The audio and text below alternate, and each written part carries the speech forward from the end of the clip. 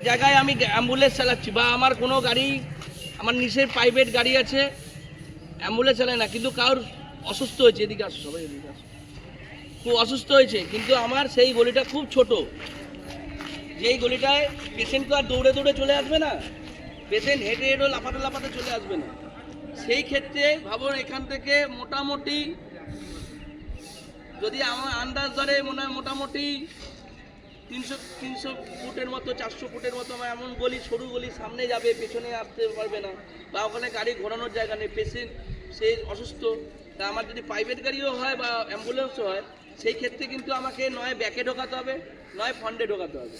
আমি যদি ব্যাকে ঢোকাই, সেটা তো আমাকে ব্যাকে ওখানে নিয়ে যেতে হবে বা ফ্রন্টে দিতে হবে। এবার আমি যদি ব্যাকটাই ঠিক মতো না পারি, সামনে আমি বেরিয়ে চলে যাব। যদি আমি ব্যাগটাই না পারি, কিন্তু গাড়িটা সেই পেশেন্টটাকে তোলাও যাবে না, আর সেই গাড়িটা শেখাও হয়নি। তার মানে ব্যাগটাই হচ্ছে মেন।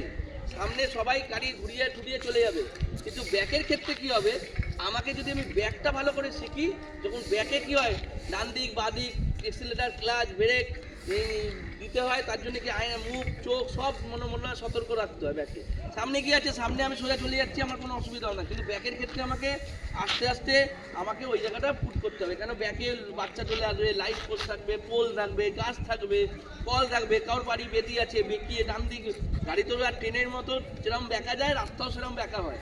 ট্রেন লাইন যেরকম বেঁকে বেঁকে যায়, রাস্তাও সেরকম বেঁকে বেঁকে যায়। যেরকম রাস্তা হবে বাবা, এমনই রাস্তা আমাকে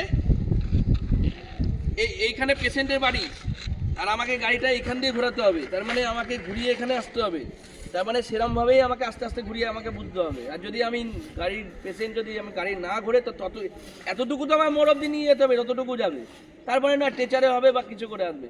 কিন্তু যদি ব্যাকেই না নিয়ে যেতে পারি যদি এদিকে, তাহলে আমার গাড়ি শেখা হয়নি। মেন হচ্ছে সামনের থেকে ব্যাক হচ্ছে সবচেয়ে কঠিন, ওই জন্যে ব্যাকটা সবসময় শেখা দরকার। অনেক বড় বড় ড্রাইভার আছে, অনেক ভালো ড্রাইভার আছে, কিন্তু ব্যাকের ক্ষেত্রে গিয়ে তাদের খুব সমস্যা হয়।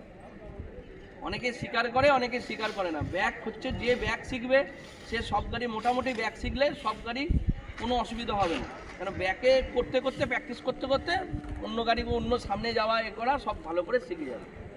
তাহলে ঠিক আছে, এখানে আজকের মতো থাক।